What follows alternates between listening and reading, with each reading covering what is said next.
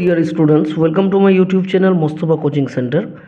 আজ থেকে আমি তোমাদের প্রতিদিন পড়াশোনা শুরু করলাম, অর্থাৎ তোমাদের ক্লাস 9, 8, 10 পর্যন্ত যে অঙ্কগুলো আছে সেগুলো সলভ করে দেবো। তো আজকে প্রথমে দেখো কি আছে, কোষে দেখি 10.1 ক্রয়মূল্য, বিক্রয়মূল্য, লাভ, ক্ষতি, শতকরা লাভ বা ক্ষতি।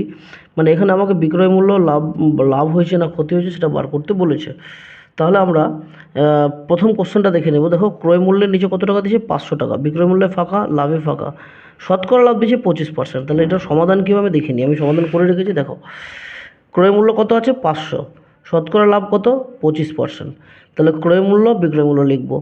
ক্রয় মূল্য যদি 25% লাভের অর্থ কী হচ্ছে? ক্রয় মূল্য যদি 100 টাকা হয়, বিক্রয় মূল্য কত টাকা? 125 টাকা, ঠিক আছে। তাহলে এবার ক্রয় মূল্য আমাকে বলে দিয়েছে 500 টাকা, তাহলে বিক্রয় মূল্য কত হবে জিজ্ঞাসার জন্য। এখানে ক্রয় মূল্যের সঙ্গে বিক্রয় মূল্যের সম্পর্ক এটা আমরা সবাই জানি, কারণ ক্রয় মূল্য বাড়লে বিক্রয় মূল্য বাড়বে, তো ক্রয় মূল্য কমলে বিক্রয় মূল্য কমবে। তাহলে অতএব ক্রয় মূল্যের নিচে জিজ্ঞাসার জন্য ছিল, তার জন্য লিখলাম এখানে ক্রয় মূল্য। এবার সরল হলে নিচেরটা উপরে যাবে, তাহলে 500টা উপরে গেল, উপরে আর উপরে কত ছিল? 125। 500 × 125/100, 100 দিয়ে 500 কাটলাম, কত হলো? 5 হলো।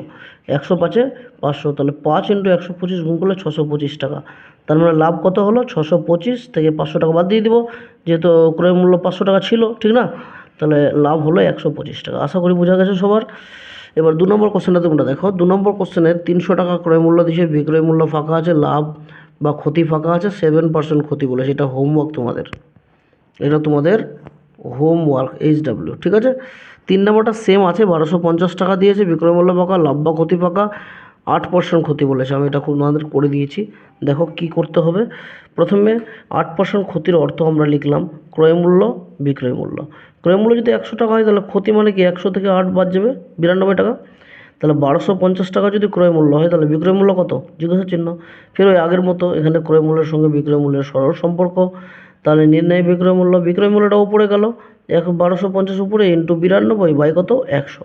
কাটাকাটি করলাম, একটা শূন্য কাটলাম আগে, তাহলে 5 দিয়ে কাটলাম, 5 দুগুণে 10, 5 5-এ 25, 5 দুগুণে 10। এবার 2 দিয়ে কেটে দিলাম, 2 4-এ 8, বাঁচলো 1, 2 6 12। তাহলে এই দুটো 25 এবং 46 গুণ করে দাঁড়ালো 1150 টাকা। কিনেছিল কত টাকায়? 1250 টাকায়। বিক্রি করলো কত টাকায়? 1150 টাকায়। তাহলে ক্ষতি হলো, ক্ষতি কত টাকা হয়েছে? 100 টাকা। বোঝা গেল? এবার আমরা নেক্সট কোশ্চেনে চলে যাচ্ছি। এবার দেখো তোমরা লাস্ট অঙ্ক যে 4 নম্বর কোশ্চেনটা আছে, এবার বিক্রয় মূল্যে 23,000 টাকা দিয়েছে, কিন্তু ক্রয় মূল্যে ফাঁকা আছে, লাভ বা ক্ষতি ফাঁকা আছে, 15% লাভ বলে দিয়েছে। তার মানে এবার আমাকে কী বার করতে হবে? ক্রয় মূল্যটা বার করতে হবে। চলো এটা দেখে নিই। দেখো কি আছে, বিক্রয় মূল্য 23,000 টাকা আছে, লাভ 15%। এর অর্থ ক্রয় মূল্য যদি 100 টাকা হয়, বিক্রয় মূল্য 100 প্লাস এটা 15 হবে, 100 প্লাস 15 সমস্যা 115 টাকা। 23,000 টাকা যদি ক্রয় মূল্য হয়, বিক্রয় মূল্য কত? ক্রয় মূল্যের সঙ্গে বিক্রয় মূল্য সরল সম্পর্ক, তাহলে বিক্রয় মূল্য 23,000টা উপরে যাবে, তাহলে উপরে আর উপরে কত ছিল? 115/100। দুটো শূন্য কালি কেটে দিলাম। 230 দিয়ে 125কে গুণ করলে দাঁড়াবে 26,450। তাহলে 26,450 এটা কিনেছিল, বিক্রি করেছে এত টাকায়, আর কিনেছে কত টাকায়? 23,000 টাকায়।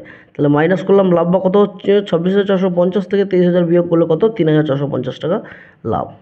আশা করি অঙ্কগুলো তোমাদের বোঝা গেছে।